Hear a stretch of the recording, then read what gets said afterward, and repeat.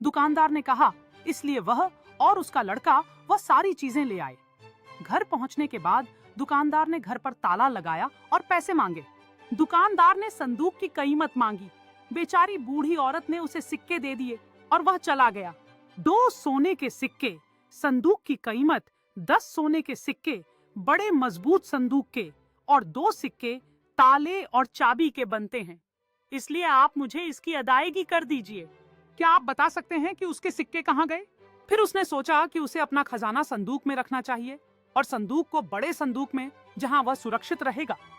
लेकिन उसमें रखने के लिए एक भी सिक्का न बचा। जैसे ही बूढ़ी औरत अपने सिक्कों के बारे में सोच रही थी, शहर में एक बच्चा खेलते हुए उन सिक्कों को ढूंढ लेता है। बच्चे ने सिक्कों को एक गुप्त स्थान पर छिपा लिया, जहां वह और उसके दोस्त हमेशा खेलते थे। जैसे ही वह उसे देखती है, उसे उम्मीद की एक किरण मिलती है कि शायद उसके सिक्के कहीं हैं। उसने सोचा कि शायद उसे उन बच्चों के साथ जुड़ना चाहिए और अपनी कहानी साझा करनी चाहिए।